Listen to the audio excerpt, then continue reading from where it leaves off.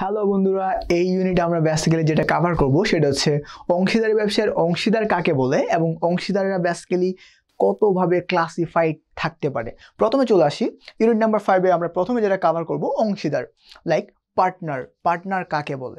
First of all, partner হচ্ছে চুক্তি অনুযায়ী যে সকল সদস্য মিলে একটা ব্যবসা প্রতিষ্ঠান বা অংশীদারি ব্যবসা গঠন করে।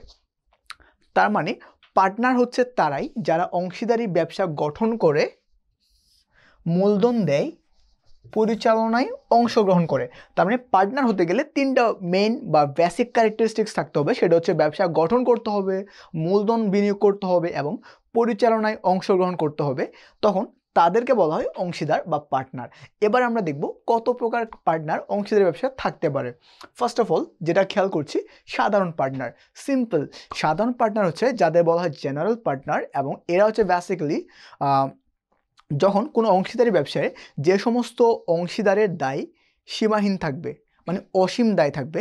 যদি কোনো পার্টনারের দায় অসীম থাকবে, মানে তার যে পরিমাণ ইনভেস্টমেন্ট আছে ওই ইনভেস্টমেন্টের বাইরেও তার ব্যক্তিগত দায় জন্মাবে, তখন তাকে বলা হয় সাধারণ অংশীদার বা যাকে বলা হয় জেনারেল পার্টনার।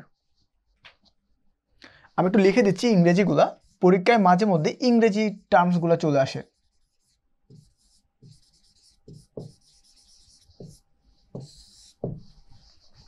এরপর খেয়াল করি পরবর্তী যেটা বলা হচ্ছে সীমিত অংশীদার। তার মানে এক্স্যাক্টলি সাধারণ অংশীদারের বিপরীতটা হচ্ছে সীমিত অংশীদার। হাউ? ব্যাপারটা হচ্ছে, আমরা সাধারণ যখন পড়ছিলাম তখন আমরা বলেছি যদি কোনো অংশীদারি ব্যবসায়ের কোনো অংশীদারের দায় সীমাহীন থাকে বা অসীম থাকে তখন তাকে বলা হয় সাধারণ অংশীদার।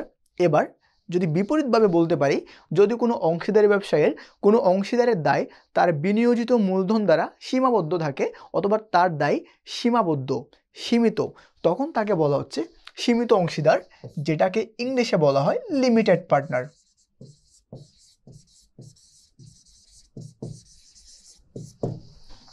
এটা এক্সাম্পল। ব্যাপারটা হচ্ছে মিস্টার এক্স, উনি যে প্রতিষ্ঠানের বা যে সংগঠনের উনি পার্টনার, সে সংগঠনে মিস্টার এক্স 100 টাকা বিনিয়োগ করেছে। তার মানে মিস্টার এক্সের দায়ের পরিমাণ হবে 100 টাকা। সীমিত দায় বহনকারী। এবার চলে আসি পরবর্তী যেটা বলেছে নামমাত্র অংশীদার মানে হচ্ছে, এখানে প্রথম যেটা বলেছে নাম। তার মানে আমাদের সমাজ ব্যবস্থায় এমন কিছু গুণী মানুষ বা এমন কিছু নাম করা মানুষ থাকে যাদের নাম শুনলে আমাদের ভিতরে একটা ফিলিংস বা ওনার সম্পর্কে একটা পারসেপশন ক্রিয়েট হয়। যেমন আমরা ধরতে পারি আমাদের যে আপনার অ্যাপেক্স আছে, অ্যাপেক্সকে আমরা সবাই চিনি, অ্যাপেক্স ফুটওয়্যার। এখন ফুটওয়্যার যে মালিক বা যিনি প্রতিষ্ঠা ছিল মনজুর ইলাহি সাহেব। এখন আমার এক্সাম্পলসটা কেন এনেছি আমরা একটু পরে ক্লিয়ার করে নেব। ধরে নিলাম আমরা তিনজন জেনারেল মানুষ XYZ, আমরা তিনটা মানুষ XYZ, এরা তিনজনে একটা পার্টনারশিপ বিজনেস করবে এবং এনাদের পার্টনারশিপে যিনি অ্যাডভাইজিং করবে মনজুর ইলাহি সাহেব।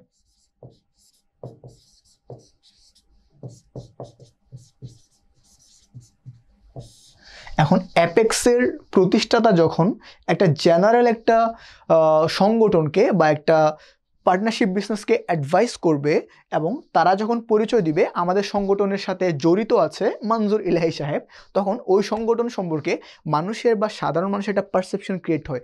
মনজুর ইলাহি সাহেব যেহেতু অ্যাডভাইজিং করছে, তো মানুষের একটা পারসেপশন ক্রিয়েট হয়।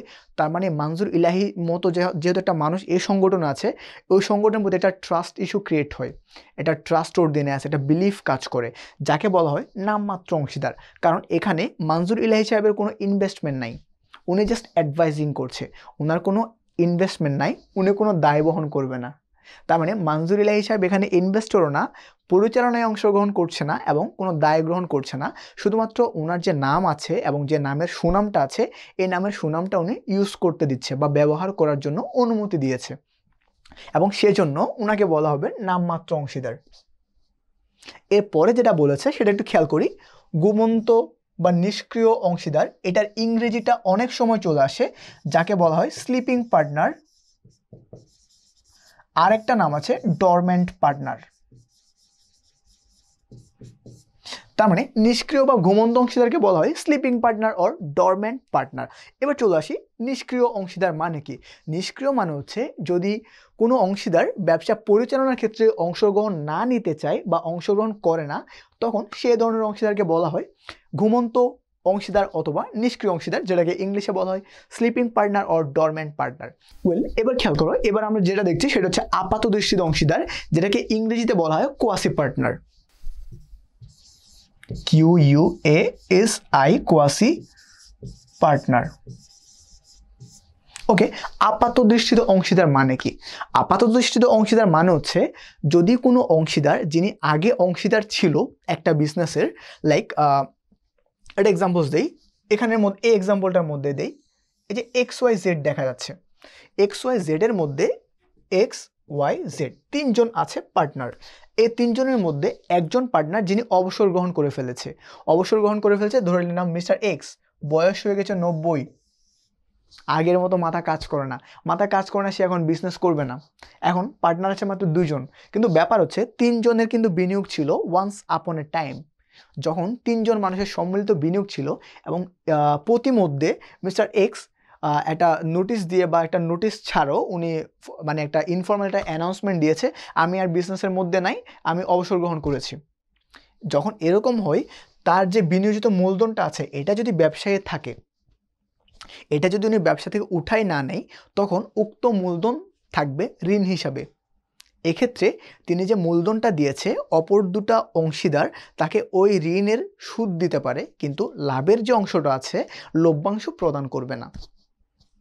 আশা করি বুঝতে পেরেছ। আমি আরেকটু ক্লিয়ারিফাইয়ের জন্য বলে দিই, যখন কোনো অংশীদার ব্যবসায় কোনো অংশীদার ব্যবসা থেকে অবসর গ্রহণের পরও তার বিনিয়োজিত মূলধন উঠিয়ে না নেয়, ব্যবসা থেকে তুলে না নেয়, তখন উক্ত মূলধনকে ব্যবসায় ঋণ হিসাবে ব্যবহার করার সুযোগ প্রদান করে, তখন তাকে বলা হচ্ছে আপাত দৃষ্টিত অংশীদার। ইনি মূলত ব্যবসার কোনো অংশীদার না, বরং তিনি একজন ঋণদাতা এবং ব্যবসার জন্য তিনি একজন পাওনাদার। আশা করি আপাত দৃষ্টি অংশীদার তোমরা ক্লিয়ার হয়েছো। ব্যবসায়ের জন্য উনি পাওনাদার এবং উনি নিজে ব্যবসায়ের জন্য হচ্ছে ঋণদাতা। ব্যবসায়ের ওনার যে ইনভেস্টেড যে মানিটা ছিল এটা এখন ঋণ হিসাবে বা লোন হিসাবে গ্রান্টেড। এবার চলে আসি কর্মী অংশীদার।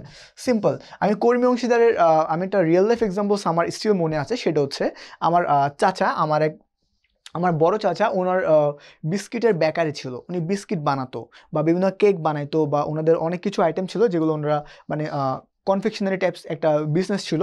সো ওখানে ওনার যে পার্টনারটা ছিল ওনার কোনো ক্যাপিটাল ছিল না, উনি বেসিক্যালি অনেক ভালো কাজ পারতো, উনি জানে how to back a cake, how to back biscuit, how to make the other stuffs or sweet related staff. So একজন অংশীদার আছে যিনি বেসিক্যালি কাজ পারে, অনেক ভালো expert in making cake, in baking some things, or biscuit বানাতে পারে, অর সব কিছু বানাতে পারে, এরকম একজন এক্সপার্ট আছে যার কোনো ক্যাপিটাল নাই, কিন্তু তাদের মধ্যে একটা চুক্তিবদ্ধ সম্পর্ক রয়েছে যেটাতে বলা আছে যে তোমার কোনো ইনভেস্টমেন্ট করা লাগবে না, তুমি আমার বিজনেসে কাজ করবা, তোমার শ্রমটা দিবা, তোমার ব্রেনটা ইউজ করবা, লাভের যে অংশ হবে লাভের থেকে আমরা 50-50% করে খাবো, লাভের অংশ তুমি অর্ধেক পাবা, আমি অর্ধেক পাবো, অথবা হতে পারে তুমি 40% পাবা, আমি 60% পাবো, অথবা হতে পারে তুমি 30%, আমি 70%। তার মানে তাদের মধ্যে যখন একটা চুক্তিবদ্ধ সম্পর্কের মধ্যে চলে আসবে, যখন কোনো অংশীদার মূলধন বিনিয়োগ না করে তার শ্রম অথবা তার মেধাশক্তি বিনিয়োগ করে ব্যবসা প্রতিষ্ঠানে, সে ধরনের অংশীদারকে বলা হয় কর্মী অংশীদার। আশা করি তোমরা বুঝতে পেরেছো। এবং এই ধরনের অংশীদারকে বলা হয় ওয়ার্কিং পার্টনার।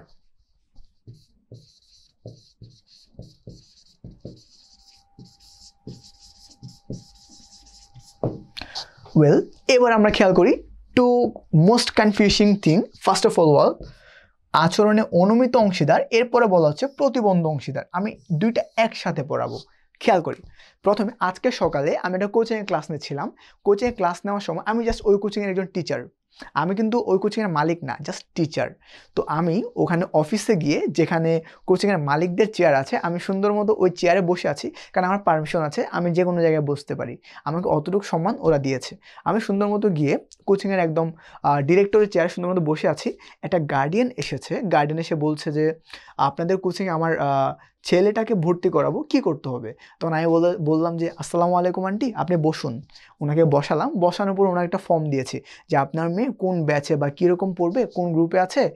আমি ওনার সাথে ফর্মালি কথাবার্তা বলছি এবং একটা ফর্ম দিলাম যে আপনি ফর্মটা ফিল আপ করুন আর এত টাকা পেমেন্ট করুন। তার মানে এই দায়িত্বটা কিন্তু টিচারের না, এটা কিন্তু ডিরেক্টর প্যানেল কর্তৃক নিয়োজিত স্পেসিফাইড কিছু মানুষের জন্য।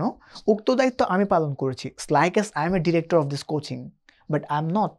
ব্যাপারটা হচ্ছে যখন বাইরের কোনো পক্ষ বা কোনো একটা মানুষ বা তৃতীয় পক্ষ নিজে কোনো একটা বিজনেস প্রতিষ্ঠান অংশীদার না হয়েও এমন একটা ব্যবহার করলো যাতে সে অংশীদারের মতো বিহেভিয়ার করলো, তখন তাকে বলা হয় আচরণে অনুমিত অংশীদার। এটা ছিল এক্সাম্পল। ফর্মাল ডেফিনেশন হচ্ছে যখন কোনো অংশীদার বা কোনো তৃতীয় পক্ষ কোনো একটা নির্দিষ্ট ব্যবসায়ের অংশীদার না হয়েও তার আচরণ দ্বারা বোঝাচ্ছে সে একজন অংশীদার, তখন তাকে বলা হয় আচরণে অনুমিত অংশীদার। আই হোপ তোমরা বুঝতে পেরেছো। দ্য লাস্ট ওয়ান ইজ প্রতিবন্ধ অংশীদার। সো প্রতিবন্ধ অংশীদার যেটাকে বলা হচ্ছে সেটা হচ্ছে তোমার সিম্পল।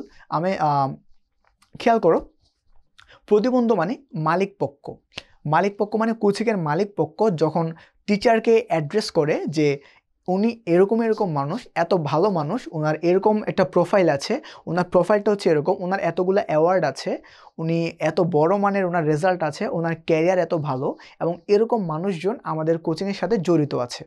বলেছে জড়িত আছে, স্পেসিফাই করে নাই উনি আমাদের ডিরেক্টর, অথবা স্পেসিফাই করে নাই উনি আমাদের টিচার, জাস্ট বলেছে কি উনি আমাদের সাথে জড়িত আছে।